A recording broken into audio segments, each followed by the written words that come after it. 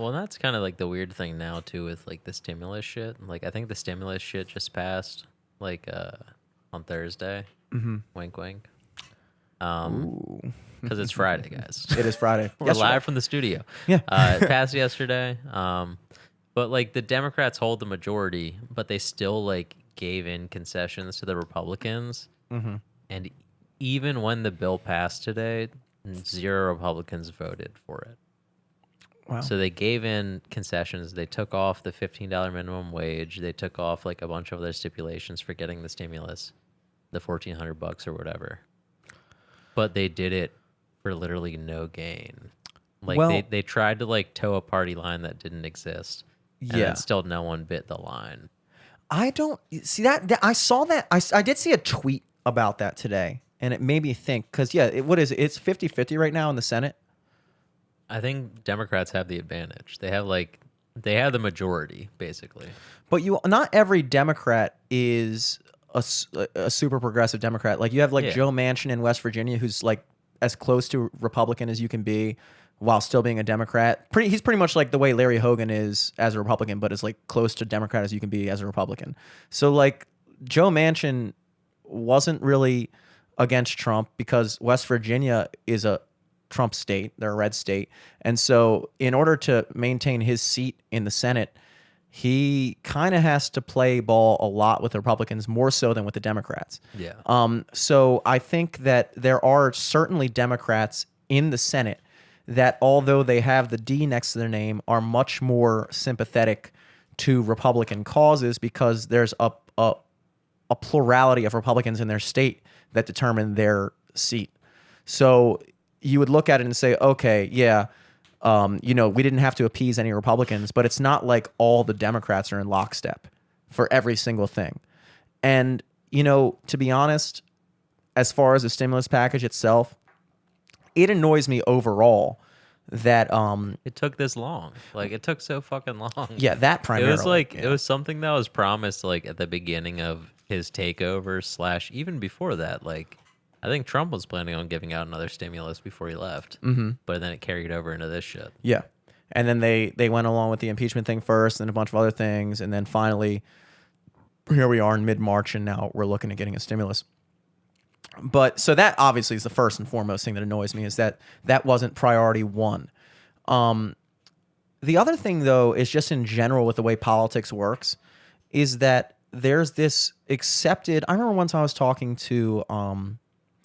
I was playing a wedding for my math teacher from middle school. I talked about this before, and one of the guys who went to our school, his father, who's playing the cocktail hour, his father is a state senator from Maryland, and we were kind of interviewed him before. Oh, the state senator or the kid?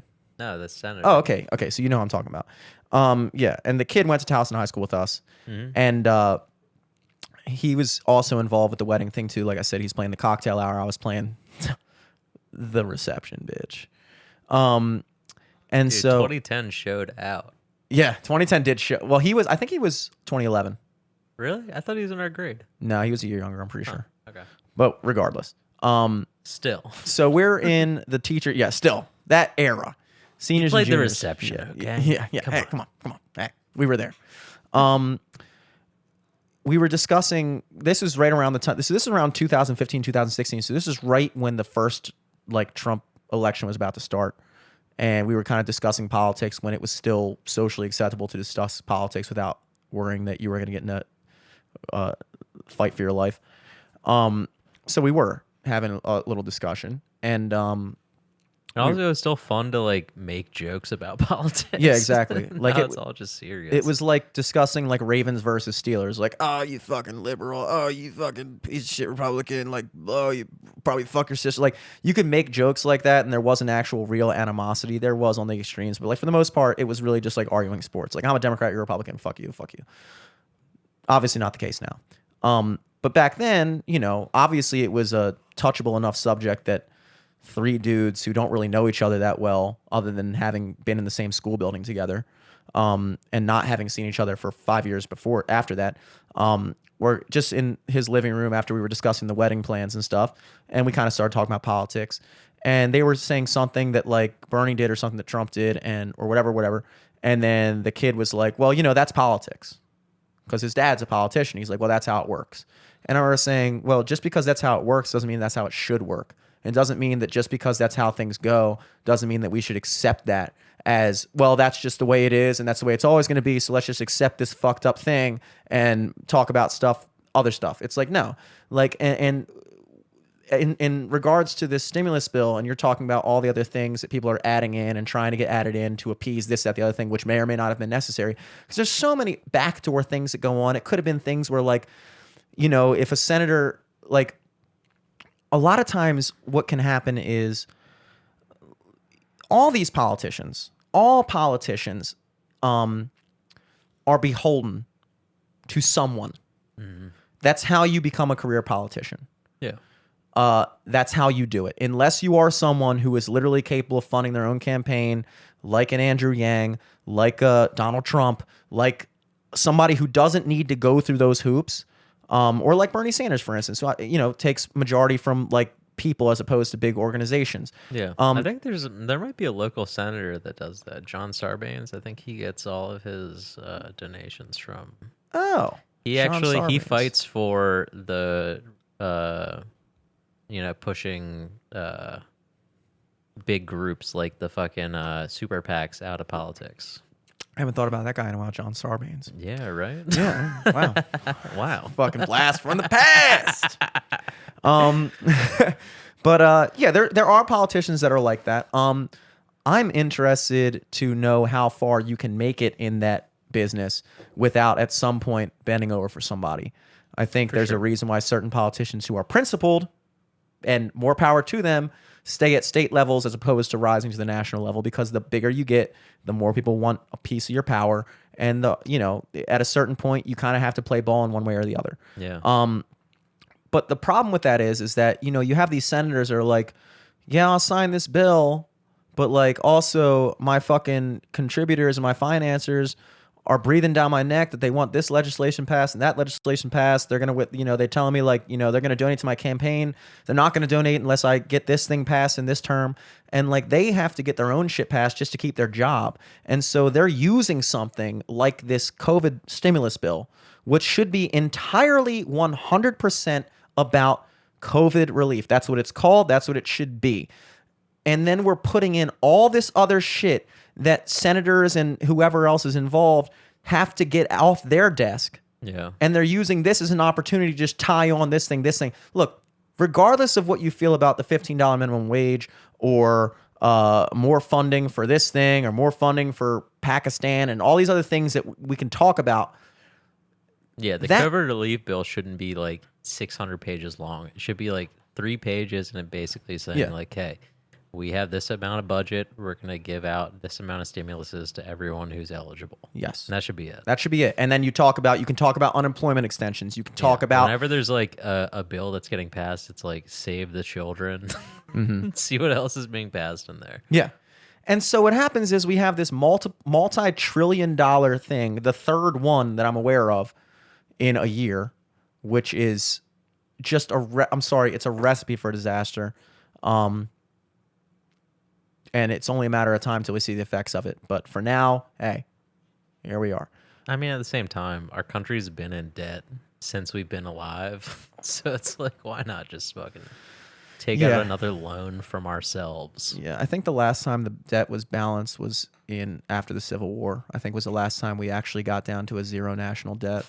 But that could be wrong. There might have been one other time after that. But it's been a while since we've been anything other than in debt in this country.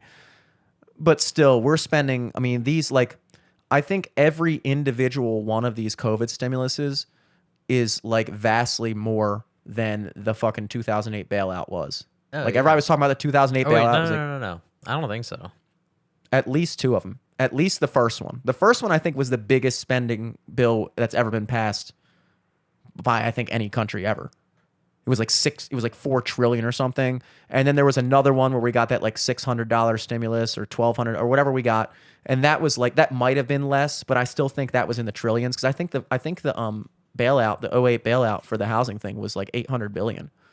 I don't think we've ever gone into the trillions for a bill that was passed. So I could be wrong about that, about all three, but at least two of them have been the two biggest, if not all three, that we've ever passed. So in 1 year, we've spent not just one time more money than ever, but 3 times. So there's going to be effects of this. We've already seen, the effects, how quickly stuff, gas is going up by $1 a gallon just since January. And like, so these things manifest over time. Gas prices. That's just like regular shit. Every year, once it gets warmer and people start driving around more, going on vacation, gas goes up. That's just the way of life. Well, also, isn't it partly because it's a highly manipulated resource? Yes.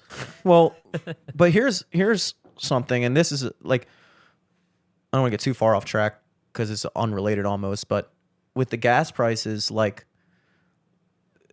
we enjoyed good gas prices because for the past like 4 or 5 years, I want to say, maybe 3, we've been not relying on foreign oil. We've been drilling in our own country. Yeah, for sure. And the one of the platforms of the Democratic Party was to not do that. Now, you could feel whatever way you want to feel about it, but the reality is that when you are dependent on foreign oil, it costs more because you're manipulated by their markets as opposed to just drilling in fucking Alaska, North Dakota, whatever. So when we kind of started making policies that are saying, look, we're not going to be drilling in our own countries, no fracking, no this, no that, we're going back to bombing Syria and fucking taking their shit, that's when you're going to see prices rise. So I don't know how much of that has to do with that. I'm assuming it's probably not a coincidence.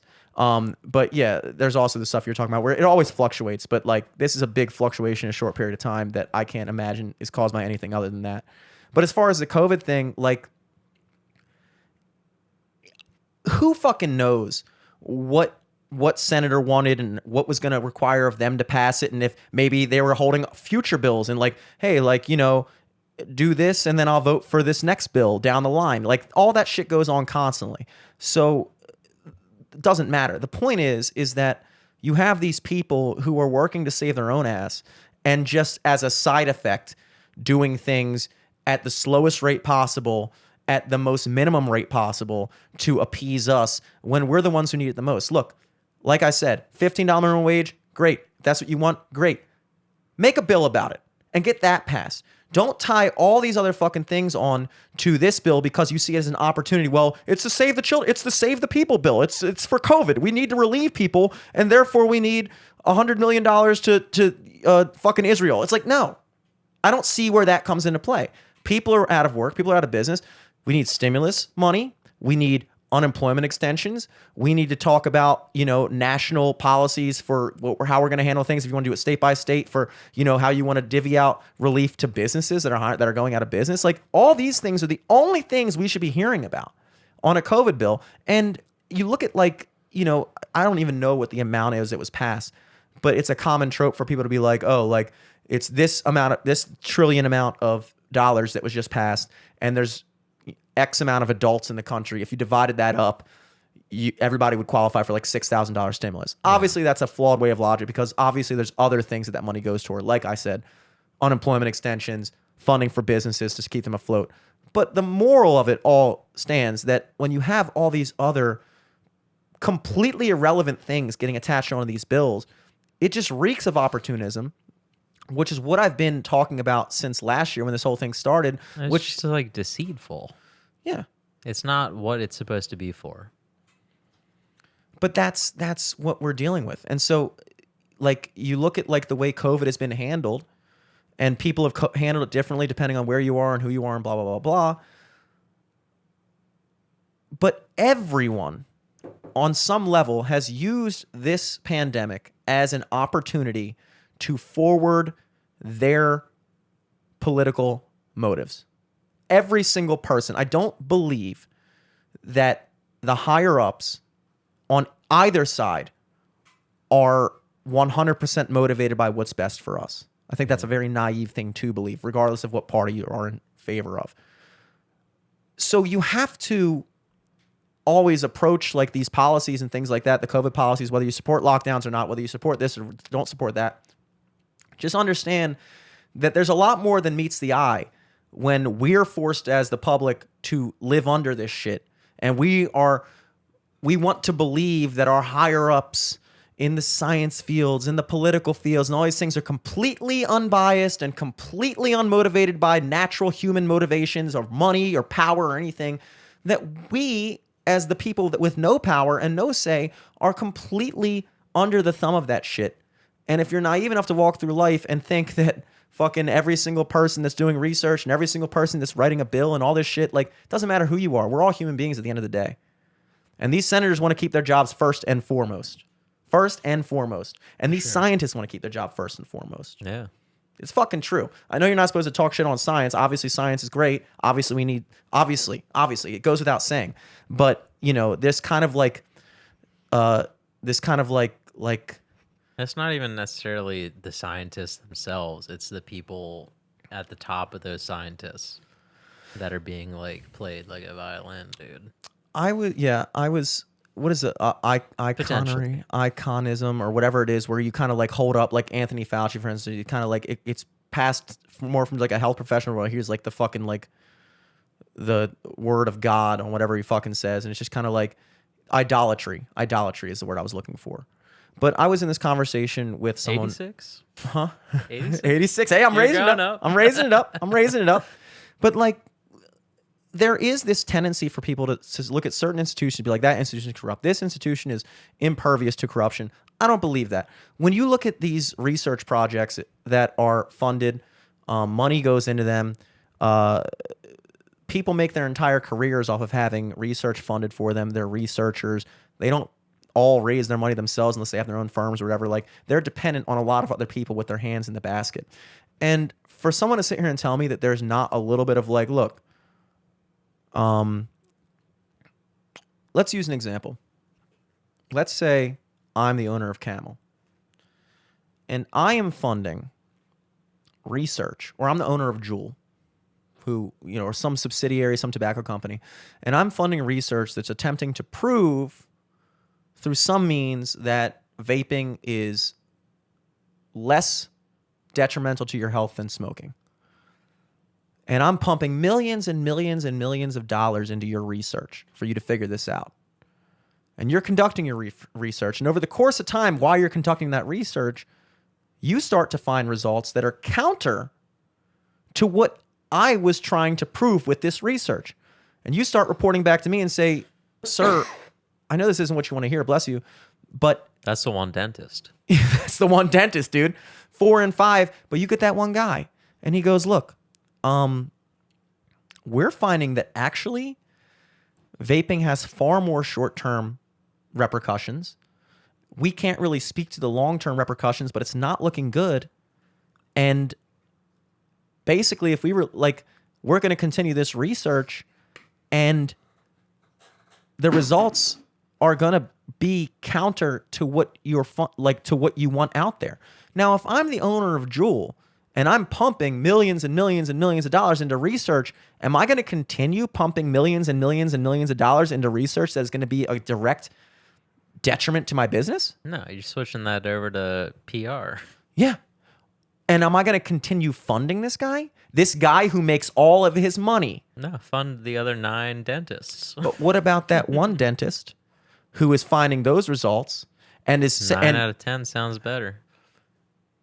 So if you are that one dentist and you know that the only way you get to keep your funding and your job is if you kind of play ball a little bit, hey, you know, we're finding this, but we could probably word this in a way, we could probably, you know, present these studies in a way that doesn't necessarily seem as bad as what we're finding. You're going to do it. You might. Depends on who you are. But if your entire job for the past 5 years has been funded by this one institution or the couple institutions that are funding your research, and you start putting out findings that they don't like, that are bad for them, and you know that if you keep on putting out those findings, that they're going to pull their funding and you're going to lose your funding and your job and your firm and whatever the hell you have, you're going to play ball depending on who you are. So to act like that doesn't go on, To act like that doesn't go on with everything, not just vaping. I'm talking about medicine. I'm talking about everything.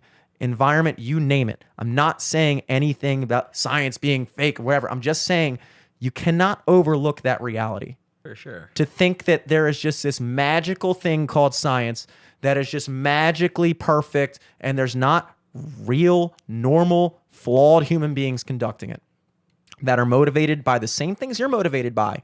Hey, guy who became the leader of our company's TikTok and got us 50,000 followers in the past 2 months. We're going to kind of need you to maybe not do as much on your personal TikTok. What are you going to do? What are you going to do?